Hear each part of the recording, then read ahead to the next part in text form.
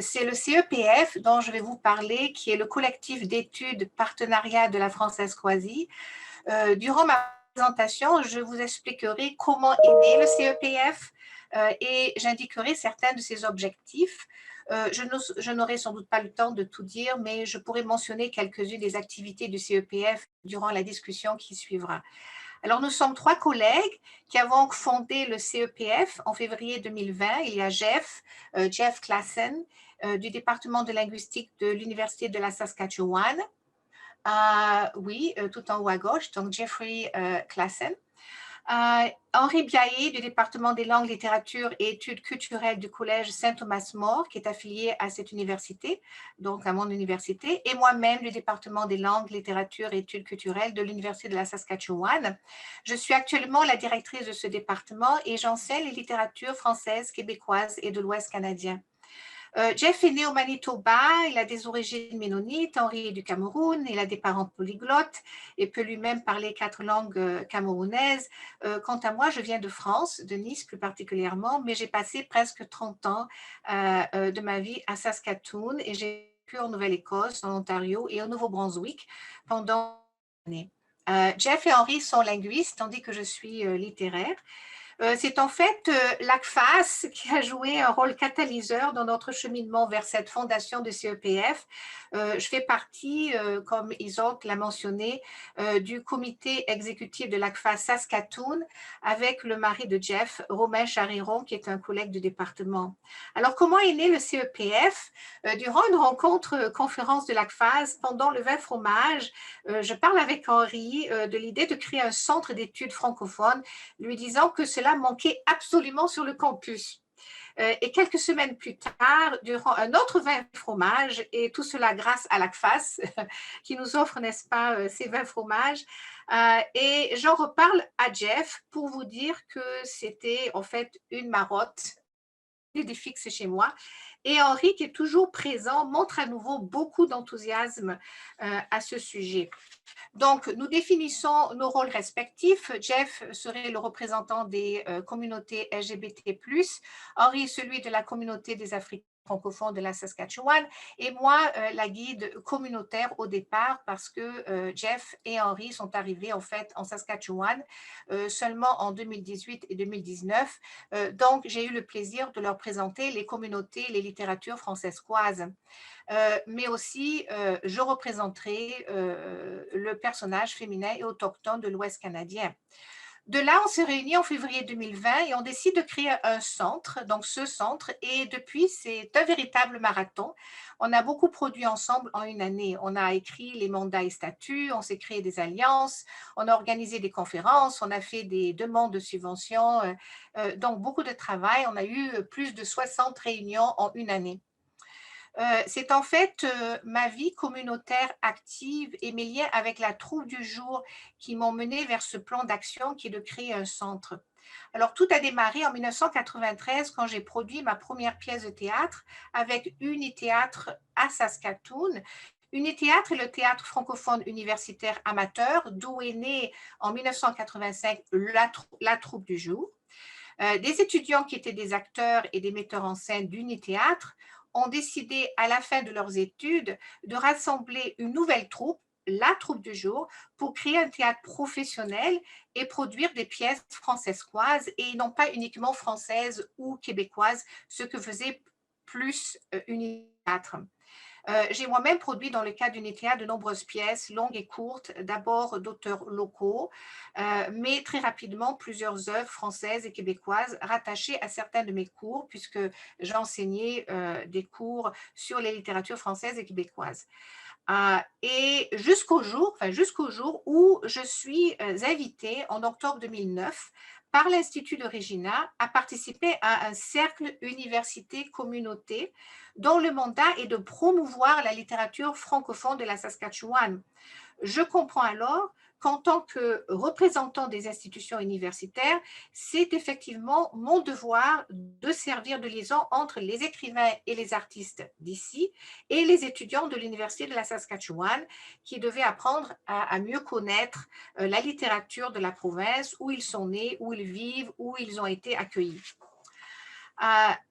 Donc, nous nous organisons et je vais vous indiquer maintenant nos collaborateurs et partenaires tout en brossant rapidement le tableau démographique et culturel de la Saskatchewan, mais en me limitant bien sûr au cadre francophone.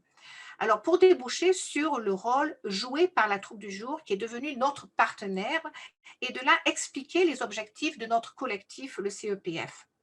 Comme l'indique le mot partenarial, et sachant que les arts jouent un grand rôle dans le contexte de la vitalité et de l'identité des communautés, comme le souligne François Paré, c'est donc des partenaires, des collaborateurs communautaires que nous recherchons. C'est une alliance université-communauté qui est au centre de notre collectif. Tout d'abord, nous nous sommes associés à la revue À ciel ouvert l'été dernier. C'est une revue pour laquelle j'ai été co-commissaire 2 fois en 2019 et en 2020, ayant donc dû évaluer les œuvres reçues par la revue avant leur publication. Cette revue avait besoin d'une relève et donc nous sommes devenus membres de son comité d'édition et nous avons décidé d'y ajouter un petit volet académique, ce qui semble d'ailleurs causer quelques petits problèmes au niveau des subventions, car quand on a fait une demande de subvention pour le prochain numéro de À ciel ouvert, une demande de subvention auprès du Conseil des arts du Canada, le CAC nous a dit qu'il n'offrait pas d'argent pour une revue qui offrait des analyses parce que j'avais en fait analysé, juste une analyse des œuvres qui avaient été publiées. Et je leur ai expliqué, mais ce n'est pas une analyse véritablement académique parce que je n'ai pas cité, je n'ai pas vraiment cité d'auteurs critiques, ni d'auteurs, enfin, ni de théoriciens. Mais on m'a dit, vous avez utilisé le mot analyse, donc ce n'est pas en fait possible. Alors de notre côté, en réaction, on a fait à l'université une demande auprès du CRSH et nos agents administrateurs nous ont dit qu'après avoir lu notre demande, qu'il faudrait éliminer le volet revue. Alors pour dire que nous avons l'impression que l'Alliance Université-Communauté n'est pas tout à fait au point. Nous avons aussi comme collaborateur l'ACFAS, bien sûr, qui soutient certaines de nos conférences, et aussi le CCF, qui est le Conseil culturel francescois, qui appuie avec le journal francescois L'eau vive, notre revue À ciel ouvert. Le groupe d'artistes Les 100 ateliers s'est joint à nous pendant l'été 2020, mais ne constitue plus les 100 ateliers à l'heure actuelle, ce qui est regrettable. Je pense qu'ils ont été quelque peu victimes de la COVID. Le CEPF a de plus comme partenaire actuel de recherche la troupe du jour, comme on vous l'a signalé. Nous nous intéressons plus particulièrement à la politique de développement du volet création d'œuvres francescoises et développement du public à la troupe du jour. Avant de continuer, je dois rappeler que selon le recensement 2006 de Statistique Canada, 1,5% des Saskatchewanais se disaient francophones et 5% s'identifiaient comme étant bilingues parlant l'anglais et le français. C'est pourquoi, face aux risques et aux effets de l'assimilation, les Francescois ont dû s'engager et doivent continuer à s'engager dans une lutte culturelle et linguistique. Ceux qui, dans les années 90, se préoccupent d'assurer la survie et l'épanouissement de la population francophone se tournent plus particulièrement à ce moment-là vers la population immigrante. Il faut savoir que la Saskatchewan accueille dans les années 90 plus de 20 000 immigrants, dont 12% viennent d'Afrique. Donc, Éric Le Foll, qui devient en 2012 le nouveau directeur général de la Fédération des francophones de Saskatoon, fait partie de ces Francescois qui, comme nous, luttent activement au nom de la diversité et de l'intégration. Il devient le représentant du regroupement des communautés d'accueil de Saskatoon au sein du RIF Saskatchewan, qui est le réseau en immigration francophone de la Saskatchewan, et il siège en 2006 et 2000, entre 2006 et 2012 sur le comité multiculturel dont l'objectif principal est l'accueil d'immigrants francophones, entre autres venus d'Afrique, Afrique centrale, de l'Ouest et du Nord. C'est ainsi qu'une dizaine d'années plus tard, la troupe du jour produit et accueille des pièces qui campent leurs personnages en Afrique, entre autres dans le cadre d'une tournée des jardins intitulée Entre plaine et savane, des histoires venues de loin en 2015, donc production qui cible le public africain. C'est moi d'ailleurs qui ai présenté l'actrice du volet africain, Idaya Bello, qui vient du Ghana, qui était en fait une étudiante de maîtrise dont je dirigeais la thèse, pardon, pour jouer le rôle du personnage béninois créé par notre auteur David Bonnemont.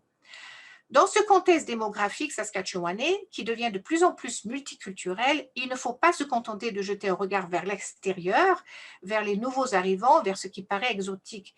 Il faut aussi mentionner les francophones établis au Canada depuis toujours, ou depuis de nombreuses décennies, et notamment les autochtones qui parlent le français ou le métis. Je rappelle que les autochtones constituent une proportion grandissante de la population de la Saskatchewan. Selon le recensement de 2011, plus de 52 450 personnes s'identifient plus particulièrement comme étant métisses. Et parmi les métis qui vivent en Saskatchewan en 2016, le nombre de ceux qui disent pouvoir avoir une conversation en métis, langue qui combine le français et le cri, s'élève à plus de 1170 personnes vivant en Saskatchewan et au Manitoba. C'est un nombre malgré tout alarmant. Donc, il revient aux institutions le devoir d'intervenir pour assurer la survie et la vitalité du métis. Le CEPF entend précisément participer aux efforts, de façon dynamique, à des réflexions et à des discussions avec la troupe du jour sur ces efforts de représenter le visage identitaire diversifié de la population saskatchewanaise. L'un de nos objectifs est de valoriser la contribution de nos partenaires et collaborateurs en tant que transmetteurs de l'héritage linguistique, culturel et littéraire francescois, en tant que promoteurs de toutes les variétés de la langue française, incluant le français parlé des métis. Nous valorisons en fin de compte toute la contribution à la construction identitaire francescoise. Dans le cas de la troupe du jour, je soulignerai qu'après 26 ans de déménagement d'un lieu à l'autre, la troupe du jour devient propriétaire de son édifice en 2011, ce qui l'amène à louer les locaux de son centre de production à d'autres organismes et d'autres théâtres, dont la troupe autochtone Gordon Tututsis Niqaniwin Theatre, GTNT. Je m'excuse pour ma prononciation. Ce partage des bureaux et des planches constitue un terrain propice pour les collaborations entre troupes autochtones et non autochtones. C'est ainsi qu'en hiver 2018, la troupe du jour collabore avec la troupe autochtone et le théâtre anglophone Persephone Theatre pour célébrer le 150e anniversaire de la Confédération. Les trois troupes créent collectivement une saga hybride et multilingue qui raconte la résistance métisse dans l'Ouest canadien intitulée le Wild West Show de Gabriel Dumont. Nous avons organisé finalement, depuis en fait la création du CEPF, 2 conférences provinciales et une conférence nationale qui ont rassemblé écrivains, artistes et chercheurs francescois de souches diverses, notamment écrivains, metteurs en scène et chercheurs métis, pour raconter à travers leur histoire, leur écriture et leur art, la résilience dont ils font preuve face aux défis et aux enjeux identitaires qu'ils affrontent en tant que francophones dans un milieu très minoritaire. L'objectif principal du CEPF est d'encourager la création d'alliances plus solides pour que le francescois de divers groupes et culturels devienne plus visible. Je vous remercie.